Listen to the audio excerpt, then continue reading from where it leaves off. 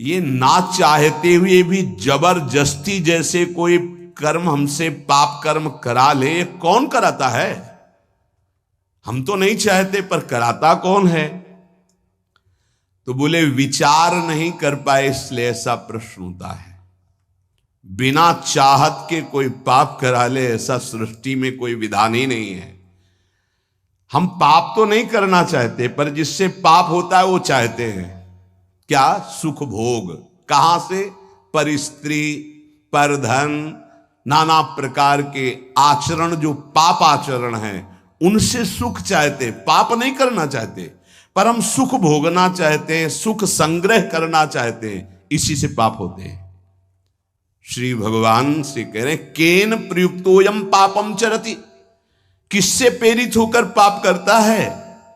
तो बोले संसार में सुख भोगने की चाहत ही पाप कराती है। देख लो इसको, जितनी भी जेल भरी है सुख भोगने की चाहत से, जितने भी नरकगामी होते सुख भोगने की चाहत से।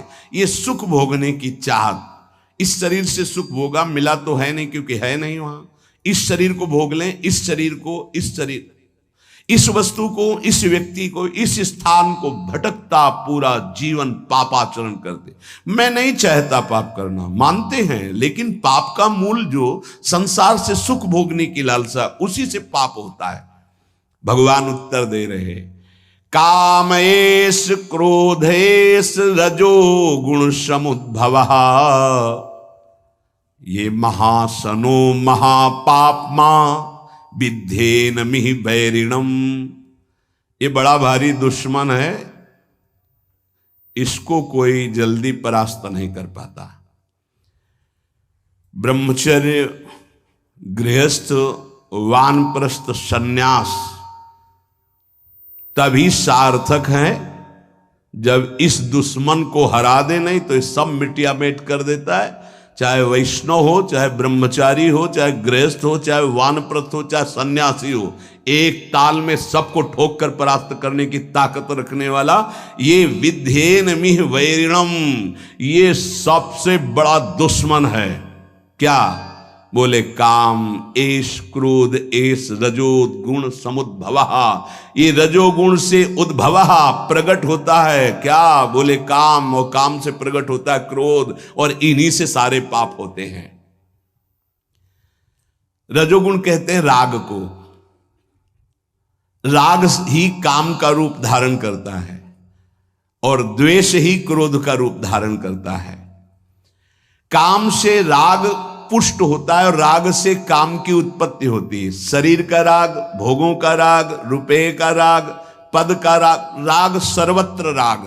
राग से ही काम और काम से ही क्रोध, और काम और क्रोध ये दोनों महापाप कराने वाले हैं। और महासनो महापापमा, ये कभी तृप्त नहीं हो सकते। महासनो, चाहे जितना भोग लो आप, भगवान कह रहे हैं चाहे जितना भोग लो, ये कभी तृप्त होने वाले नहीं हैं। चाहे जितना पदार्थों का संग्रह कर लो, चाहे जितना सुख की सामग्री, वैभव, शरीर सब भोग लो, परिणाम में तुम्हारा हृदय जलेगा, घोर पाप बन जाएंगे, सुख का किनका भी नहीं मिलेगा। नहीं, इतना जीवन हो गया, देखो वैसे ही अतृप्ति, वैसे ही अशांति, वैसे ही भोग वासना। कामेश क्रोधेश, उत्पत्ति विनाशशील जड़ पदार्थों के संग्रह की इच्छा और प्रकृति रचित शरीरों के भोगने में सुख की इच्छा, यही काम है, यही काम। ये पाप कर्म का मूल है। महापाप माय, महान पापी, महान पाप कराने वाला, महाशनो, कभी तृप्त ना होने वाला, काम के वशीभूत होकर के, जब उसमें बाधा पड़ती तो क्रोध के वशीभूत होकर के ये महान पाप बनते हैं। कभी दोनों से अलग अलग, कभी दोनों साथ मिलकर जीव को नष्ट किए हुए हैं पाप कर्म कराने में। 100-200 रुपया के लेन देन में झगड़ा हो गया, मार डाला। थोड़ी इंच 2 इंच जमीन के बंटवारे में मार डाला। क्रोध, कामना, वासना, उत्पत्ति विनाशील पदार्थों के भोगने से कभी तृप्ति नहीं हो सकती। इसमें बहुत सुंदर वर्णन किया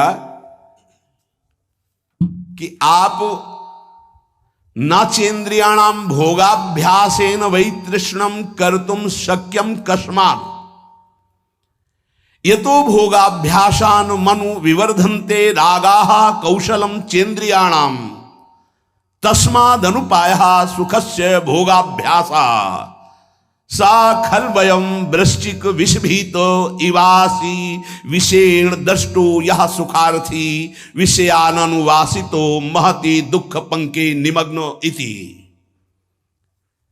जब मनुष्य के हृदय में भोग वासना जागृत होती है तो प्रथम नहीं होती, बहुत जन्मों की वो है, अभ्यास उसका है। भोगाभ्यास के स्कूल कहीं नहीं है, शिक्षण प्रशिक्षण इसका नहीं होता। भोगाभ्यास पूर्व से, जैसे रसेंद्री का भोग, तो बच्चा पैदा हुआ, किसी ने शिक्षा नहीं दी, मां का वक्षा स्थल स्तन लगाया गया, पीना शुरू कर दिया, दूध की बोतल लगाई गई, किसने सिखाया है? भोगाभ्यास उसका पूर्व से दृढ़ है। वो शरीर नया पाया है लेकिन पुराना है, वो पुरातन है, वो जीव भगवान का अंश सनातन। अब जैसे जैसे यौवन अवस्था का उन्मेष होता है, सब भोग भोगने की प्रबल कामना जागृत होती है। अगर उपासक ये बात समझ ले, बहुत जल्दी विश्राम मिल जाए, जो यहां समझाना चाहते हैं। कह रहे हैं कि नाचेन्द्रियाणाम भोगाभ्यासेन वै तृष्णम कर्तुम शक्यम। हमारे अंदर जो एक इच्छा जागृत होती है कि मैं भोग लूं तो शांति मिल जाएगी, सबके अंदर है। जिस जिस भोग को मन सामने रखता है, लगता है पैसा देके जबरदस्ती कुछ भी हो, इसको मैं भोग लूं तो मैं सुखी हो जाऊंगा, शांत हो जाऊंगा, तृप्त हो जाऊंगा। या कह रहे गलत सलाह दे रही, बुद्धि भ्रष्ट है इसलिए गलत सलाह दे रही। नाचेन्द्रियाणाम भोगाभ्यासेन वै तृष्णम कर्तुम शक्यम। ये इंद्रियों का भोग कभी तुम्हारी तृष्णा को शांति प्रदान कर ही नहीं सकता। अगर धर्म पूर्वक काम का भोग किया जाए तो वैराग्य दृढ़ हो जाएगा। इसीलिए धर्म की मर्यादा के अंतर्गत भोग को, काम को भगवान ने अपना स्वरूप कहा है विभूतियों में।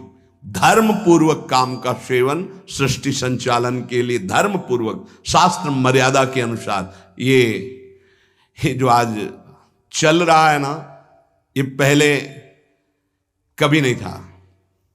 बड़ी मर्यादाएं, जिसका उपहास किया जाता है ना मर्यादाओं का, उन्हीं मर्यादाओं में सुरक्षित थे।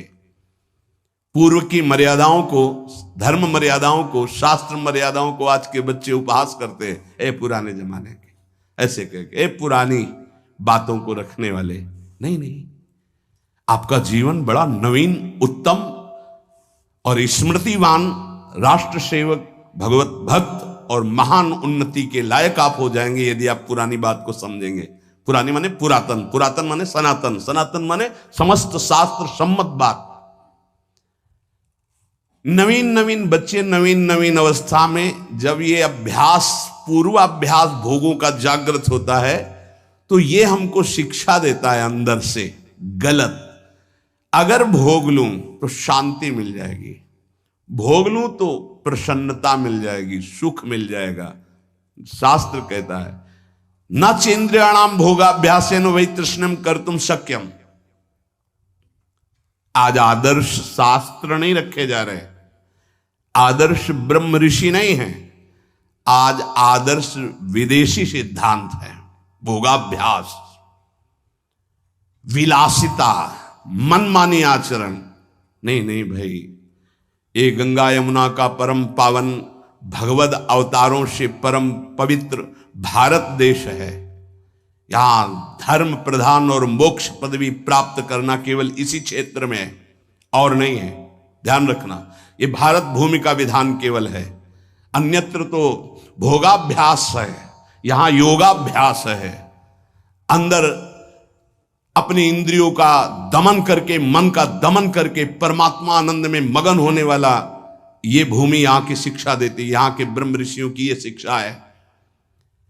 ये भ्रम हटा दीजिए, ये महाबैरी महापापी कभी ना घाने वाला काम हमारी बुद्धि को भ्रष्ट करके प्रेरणा देता है। इसे भोग लूं, ये सुंदर, इसे भोग लूं, ये वस्तु भोग लूं, ये व्यक्ति भोग लूं।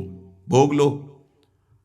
कितनी बार मर चुके हो भोग भोग के, इस बार भी मर जाओगे, कुछ हाथ नहीं लगने वाला। देख लो, अनंत बार भोग चुके, अनंत बार क्या क्या नहीं बने होंगे, क्या क्या नहीं भोगे होंगे। इसी जन्म में देख लो क्या क्या नहीं भोग रहे हो, क्या क्या नहीं भोग लिया। क्या है आपके पास? शास्त्र की आज्ञा मानोगे तो सुखी, शांत और महान बन जाओगे। ना चेन्द्रियाणाम भोगाभ्यासेन वैतृष्णम कर्तुम शक्यम। नहीं सामर्थ्य है इंद्रियों की कि तुम्हें भोग में वो शांति प्रदान कर दे, नहीं है। त्यागात् शांतिरनंतरम। अधर्म पूर्वक भोगा हुआ भोग तृष्णा को बढ़ाकर नरकगामी बना देता है। अशांत चित्त, घोर दुख में जीवन। क्या समझते हो? तुम्हारा अविनाशी शरीर है, कर लो मनमानी। अभी गांठ दर्द, कमर दर्द, आंखों से दिखना कम, चक्कर आ, न जाने कितनी कमियां पैदा हो जाएंगी। गृहस्थी लायक नहीं रहोगे, संसार की सेवा लायक नहीं रहोगे। करो भोगाभ्यास, करो मनमानी आचरण, तो खुद देख लो तुम्हारा स्वभाव क्या होता है, तुम्हारा प्रभाव क्या होता है उस कर्म का। आगे खुद देख लीजिएगा। अब सावधानी की बात करें। यतो भोगाभ्यास मनु विवर्धन्ते रागाहा कौशलम चेन्द्रियाणाम।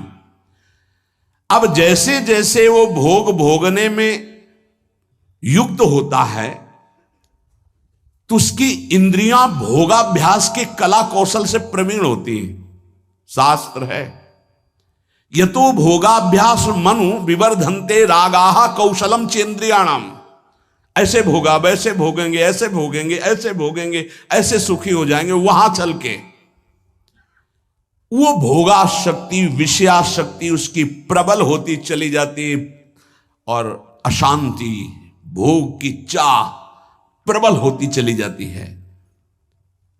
चला था कि भोग लेंगे तो शांति मिल जाएगी, हो गया उल्टा। तस्माद अनुपाया सुख से भोगाभ्यासा। सुख की खोज चलने वृत्ति आई थी कि चलो भोग भोगेंगे और सुखी हो जाएंगे। कहां? वही तृष्णम कर्तुम शक्यम। तृष्णा बढ़ गई, इसकी सामर्थ्य है भोग की, वो शांति प्रदान कर सके। न जातु कामः कामानाम उपभोगेन शाम्यति हविषा कृष्ण वर्तमेव भूय एवाभिवर्धते। जो भोगों की लालसा करके भोगों के भोगने में लगा हुआ और सोचता है कि शांति मिल जाएगी, तो ऐसे जैसे अग्नि को सुहाती हुई घी की आहुति दो, कभी वो अग्नि बुझेगी, बढ़ती चली जाएगी। हविषा कृष्ण वर्तमेव भूय एवाभिवर्धते। वो कामाग्नि प्रचंड ज्वाला रूप रख लेगी और भयंकर पाप कराएगी। जो तुम सोच भी नहीं सकते वो तुमसे सोचवाएगी और वो करवाएगी। ये पाप प्रवृत्ति काम के द्वारा। हुआ क्या? बोले सा खलवयम वृश्चिक विष भीतम इवासी विषेण दष्टो यह सुखार्थी विषयानुवासितो महत दुख पंके निमग्न इति। बीछी के डंक के जहर से बचने के लिए विषधर कोबरा के मुख में हाथ डाल दिया। उल्टा हो गया। क्या? हृदय में पहले जलन हुई थी भोग वासना की, तो उसको तो सह नहीं पाया। ये था बीछी के डंक का जहर। और भोग भोगने में उतर गया तो बोले कोबरा के मुख में हाथ डाल दिया, भारी विष धर के। आप तो जहर चढ़ गया। पता नहीं कितने जन्मों में उतरेगा जहर ये भोग वासना का।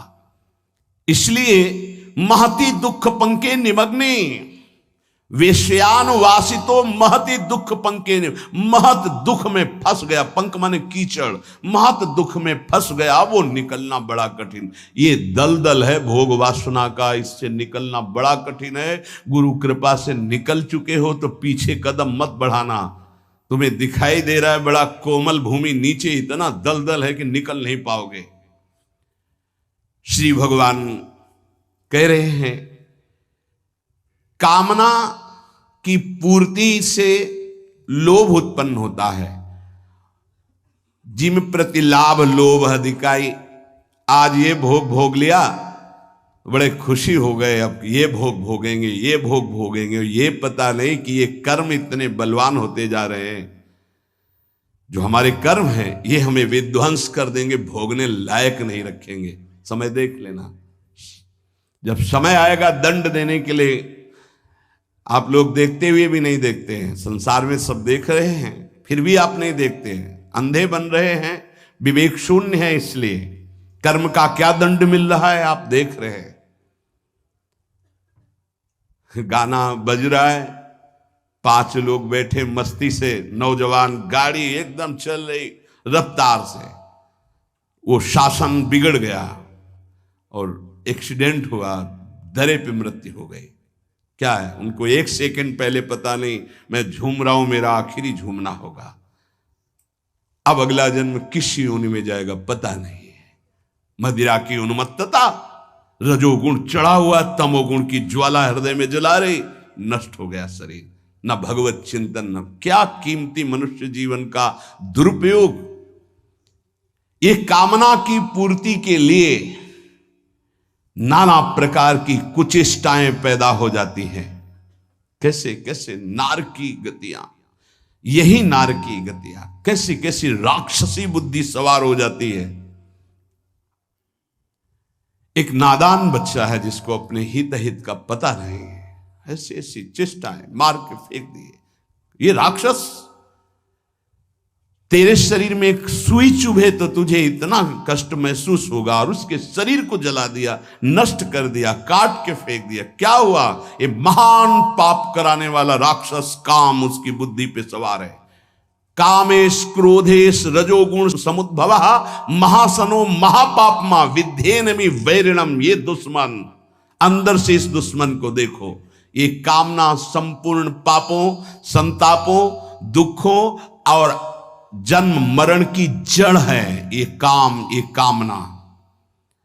कामना वाले व्यक्ति को जागृत में सुख मिलना तो दूर रहा, स्वप्न में भी कभी सुख नहीं मिल सकता। काम अछत सुख सपने हो नहीं।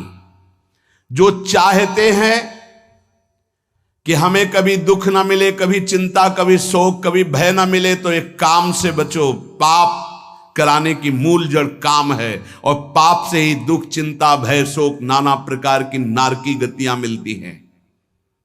नाशवान पदार्थों के भोगों की ये कामना तुम्हारी बढ़ती चली जाएगी, कभी तृप्त नहीं होगी। अविनाशी परमात्मा की प्राप्ति के लिए तुम्हें मानव देह मिला था। यहां उदाहरण विदेश से नहीं दिया जाएगा कि वो बड़े सुखी हैं। तुम्हारी बुद्धि सुख को जानती है क्या? जब हमारे देश की भक्ति और ज्ञान का जरा सा किनका मिला तो वेश बदल लिया, देश बदल लिया, और हमारे भारतीय संतों के सामने घुटने टेक करके, याचना करके ज्ञान और भक्ति की भिक्षा मांगते नजर आए, जिनको तुम सुखी कह रहे हो। प्रमाद में सुखी होना और ज्ञान में सुखी होना, भक्ति में सुखी होना, यह अंतर है। लौकिक उन्नति कोई उन्नति नहीं है। आध्यात्मिक उन्नति के साथ लौकिक उन्नति का महत्व है। यदि आध्यात्मिक उन्नति नहीं है, लौकिक उन्नति है, तो पशुता और राक्षसी बुद्धि बढ़ती चली जाएगी। देख लेना, वही हो रहा है। अध्यात्म को, शास्त्र को, ब्रह्म ऋषियों के वचनों को अगर प्रमाण माना जाएगा तो हम भारतीयों का जीवन उन्नतिशील, परम पवित्र, धैर्यवान होगा। हमारा देश धर्मयुक्त रहा है, धर्मयुक्त है और आगे भी धर्मयुक्त रहेगा, क्योंकि कभी धर्म का नाश नहीं हो सकता। धर्म सनातन है। हां, कम हो सकता है, धर्म को धारण करने वाले कम हो सकते हैं, लेकिन ऐसा नहीं हो सकता अभी। हां, आगे चलकर 4,32,000 है, जब आखिरी में आएगा तो भ्रष्टाचारा सब संसारा, धर्म सुने नहीं काना, उस समय भले हो, अभी तो ऐसा नहीं। एक से एक महान धर्मात्मा, महात्मा पुरुष हैं। ये उत्पत्ति विनाशशील पदार्थों में सुख की भावना से सब संसार विचरण करता है। देख लो, उत्पत्ति विनाशशील पदार्थों के भोगने से ही सुख मिलेगा। ये उत्पत्ति विनाशशील पदार्थ कर्म के अधीन हैं। ये काम से प्राप्त नहीं होते हैं, उत्तम कर्मों का अनुष्ठान करने से प्राप्त होते हैं। अगर केवल कामना करने से प्राप्त होते तो सब कामना कर रहे हैं और किसी की आज तक कामना पूर्ति नहीं हुई। 100 रुपए की कामना पूर्ति हुई तो 1000 रुपए की जागृत हुई, 1000 की पूर्ति हुई तो लाख की तत्काल जागृत हो गई, लाख की पूर्ति हुई तो करोड़, करोड़ों की बढ़ता चला जा रहा है। भारत में सबसे धनी तो विश्व का सबसे बड़ा धनी बन जाऊं, ये भोगा वो भोग लूंगा, ये देखा वो देख लूं, कामनाओं की बाढ़। इसलिए उपासक को चाहिए कि कामनाओं का, निषिद्ध कामनाओं का त्याग कर दे। ये 4 कामनाएं हैं जिनको न्यायपूर्वक पूरी कर सकते हो। पहली, शरीर निर्वाह मात्र की आवश्यक कामना, इसको पूरी कर सकते हो। जैसे वर्तमान में कामना उत्पन्न हुई, प्यास लगी है, भूख लगी है, भोजन की कामना है, ये धर्मयुक्त है, इसको पूर्ण कर सकते हो। इसकी पूर्ति के लिए वर्तमान में जो साधन सामग्री उपलब्ध है उसी से जथालाभ संतोष सदा, काओ सुख कछु न चाहोगो। इसकी पूर्ति के बिना शरीर को जीवित रहना असंभव है। इसलिए जल, भोजन, वस्त्र जो वर्तमान में प्रभु ने उपस्थित किया है उसकी कामना, यह निषेध नहीं, इसकी पूर्ति करो। जो धर्म पूर्वक तुम्हें भोग सामग्री शास्त्र सम्मत मिली है, चाहे वो गृहस्थ उपासक हो, जिसमें किसी का हित नहीं है, जिसमें अधर्म नहीं है, शास्त्र सम्मत है, उस भोग को स्वीकार करके अपनी कामना की पूर्ति, ये यहां के जीवन संचालन के लिए। शरीर निर्वाह मात्र की, धर्म निर्वाह मात्र की कामना की पूर्ति तुम्हें आगे बढ़ाएगी। लेकिन शरीर निर्वाह की बात को समझिए, भूख प्यास इनसे शरीर निर्वाह की बात है। भोग कामादि की पूर्ति धर्म मर्यादा के अनुसार वर्णन की गई, विपरीत नहीं। विपरीत तो जो जो चाहते हैं और इन सबकी पूर्ति करने से फिर पाप की प्रवृत्तियां उदय हो जाएंगी। शरीर निर्वाह मात्र की आवश्यक कामना की पूर्ति, कामना व्यक्तिगत न्याययुक्त, जिसका पूरा होने में धर्म की हानि नहीं है, शास्त्र सम्मत है, सामर्थ्य के बाहर नहीं है, और उसको भगवद अर्पित करके भोगा जाए, वो कामना आपको मोक्ष की तरफ ले जाएगी। कामना व्यक्तिगत न्याययुक्त, अपनी सामर्थ्य के अंतर्गत, शास्त्र मर्यादा और धर्म के अंतर्गत, और भगवान को अर्पित करके भोगी जाए, तो वो मोक्ष की तरफ, भगवत मार्ग की तरफ। जो सामग्री है हमें बहुत प्यारी है, भोग सामग्री हमें बहुत प्यारी, भगवान को अर्पित करो। न्याययुक्त परिवार के पोषण में लगाओ। अगर आवश्यकता किसी ऐसे को है, बहुत भूखा, बहुत सर्दी में कपड़े की आवश्यकता, बीमार है, औषधि की आवश्यकता, उसकी सेवा में लगा, तुम्हारी कामनाएं शांत हो जाएंगी, कामना त्याग की सामर्थ्य तुम्हारे अंदर आ जाएगी। जो अपनी सामग्री को भगवान ने आपको जो दी, दूसरों को अत्यंत आवश्यक होने पर उसकी सेवा में लगा दे, तो उसके अंदर भागवतिक सामर्थ्य जागृत होती है। काम से बड़ा कोई दुश्मन नहीं है, ये सबका दुश्मन है। ये किसी भेंट पूजा से, अनुनय विनय से कभी शांत नहीं होता है। इसकी भेंट पूजा यही कि ये भोग दे दो, ये क्रिया करवा दो, ये ऐसा, मैं तुम्हें शांति प्रदान करूंगा, सुख प्रदान करूं, ये छलिया, इसकी बात में मत आना। ये कभी शांत नहीं होगा। बुझे न काम अग्नि तुलसी को, विषय भोग बहु घीते, मन पचितई है अवसर बीते। कामना संपूर्ण लोकों को जला रही है, सब जल रहे हैं, सबके हृदय जिनकी कामना से है। बड़ा विचित्र है, हम जिसे देख रहे हैं वो किसी और को देख रहा है, वो किसी और को देख रहा है, वो किसी और को देख रहा है। हम समझ रहे हैं वो सुखी है, वो समझ रहे हैं वो सुखी, वो समझ रहे हैं वो सुखी है। संयोग्य जन इंद्रियों के सुख की जब तक कामना रहेगी तो संसार तुम्हें सत्य प्रतीत होगा। अज्ञान, अविद्या, पाप ये आपको ग्रसित किए रहेंगे। जो प्रतिक्षण नाशवान है वो सुख कैसे प्रदान कर सकता है? ऐ परमात्मा के अंश, तू कभी प्रकृति से सुखी हो ही नहीं सकता। बैठा लो ये दिमाग में बात। दुखालयम शाश्वतम दुखयो नया। ऐ परमात्मा के अंश, तू कभी प्रकृति से सुखी नहीं हो सकता। जैसे चलचित्र सिनेमा में पके हुए अंगूर दिखाई देते हैं तो क्या तुम्हें खाने को मिल जाएंगे? तो बोले वो तो मिलेंगे नहीं, चित्र के है। ऐसे इस चित्र के भोगने से तेरे को कभी शांति मिल सकती? भोग के साफ संसार देख रहा है, क्या शांति मिली? और तृष्णा और भोगने की इच्छा। वस्तु, व्यक्ति, क्रिया, इससे तो सुखी होने वाला नहीं है, तू अविनाशी है, पक्की बात। लौटो, अपने स्वरूप की तरफ लौटो, नहीं पापाचरण हो गए तो मनुष्य जीवन का लाभ नहीं मिल पाएगा। जो वस्तु से, व्यक्ति के शरीर से और क्रियाओं से सुख चाहता है वो कामी है। और कामी पुरुष में अनंत दोष, अनंत विकार, अनंत पाप उससे होते ही रहते हैं। जब तक मनुष्य के अंदर काम है वो कामी है, तब तक निर्दोष, निर्विकार, निष्पाप अपने स्वरूप को झांक भी नहीं सकता है। अपने स्वरूप को वो इस शरीर को भोगने की, शरीर सुख सामग्री की, बस इसी की चिंता में पूरा जीवन निकाल देगी। इतने रुपए प्रॉफिट होने लगी रोज, अब इतने होगी, इससे ये खरीदूंगा, इससे ये भोगूंगा, ये इसके लिए जमा करूंगा, वो उसके लिए जमा करूंगा। सोचते सोचते मर जाता है और जिस लिए आया था वो कार्य पूरा नहीं कर पाता। निरंतर भगवदाकार मंत्राकार वृत्ति। कर्म तीन प्रकार के होते हैं, इष्ट, अनिष्ट और मिश्र।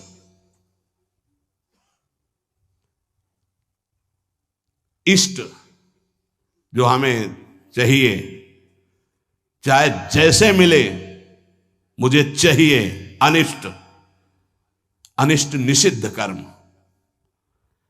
इष्ट तो केवल हमारे हृदय में प्रियालाल ही होने चाहिए। मुझे प्रियालाल चाहिए, बच जाओगे, ये बचा लेंगे।